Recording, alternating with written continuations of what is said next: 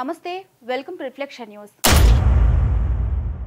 ఒకరు కాదు ఇద్దరు కాదు వందల మందికి బట్టతల రావడం మొదలైంది. పెద్దవాళ్ళ కంటే కామన్ అనుకోవచ్చు, కానీ కాలేజ్ విద్యార్థులు కూడా బట్టతల బాధితులయ్యారు. బయటకు వెళ్లాలంటే ఎంతో బాధపడేవారు చాలా మంది ఇళ్లకే పరిమితమైపోయారు. మహారాష్ట్రలోని బుల్ధానా జిల్లాలో ఈ ఘటన చోటు చేసుకుంది. అంతుచిక్కని వైరస్ అంటూ ప్రచారం జరగడంతో అక్కడి వారంతా హడలెత్తిపోయారు.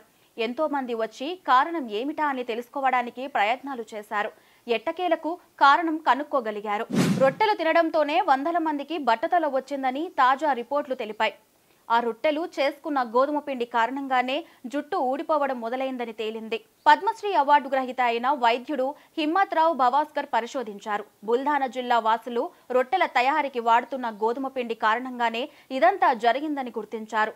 ఆ గోధుమ పిండిలో సిలీనియం అధిక స్థాయిలో ఉంటుందని, దానివల్లే అలోపిసియా అనే సమస్య తలెత్తి వెంట్రుకలు ఊడటం మొదలైందని తేల్చారు. పంజాబ్, హర్యానాల నుంచి సరఫరా అయిన ఆ గోధుమ పిండిని బుల్ధానాలో రేషన్ షాపుల ద్వారా పంపిణీ చేశారు. పర్వత ప్రాంతాలలోని నేలల్లో సిలీనియం అధిక స్థాయిలో ఉంటుంది. పంజాబ్, హర్యానాల్లో విస్తరించిన శివాలిక్ పర్వత శ్రేణుల్లో కూడా ఇది సహజంగానే ఉంటుంది. వర్షాకాలంలో ఈ సిలీనియం నీటిలో కలిసి పంట భూములకు చేరినప్పుడు పంటల్లో కూడా ఎక్కువ మోతాదులో సిలీనియం కనిపిస్తుంది. ఫాస్ఫేట్ ఎరువులతోనూ సిలీనియం సమస్య పెరుగుతుందని నిపుణులు తెలిపారు. మన శరీరంలో థైరాయిడ్ హార్మోన్ ఉత్పత్తికి సిలీనియం అవసరం.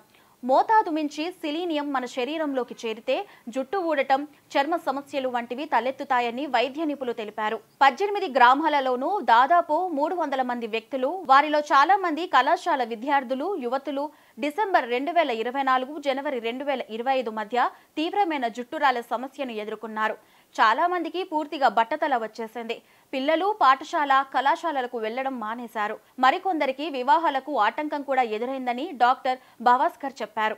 Indian council of medical research శాస్త్రవేత్తలు కూడా పరీక్షల కోసం ఈ ప్రాంతం నుండి నీరు, మట్టి నమూనాలను సేకరించారు. అధిక సెలీనియం స్థాయి ఉందని నిర్ధారించారు. ఐసీఎంఆర్ తన దర్యాప్తు నివేదికను కేంద్ర ప్రభుత్వానికి సమర్పించింది. అయితే దాని వివరాలను ఇంకా వెల్లడించలేదు.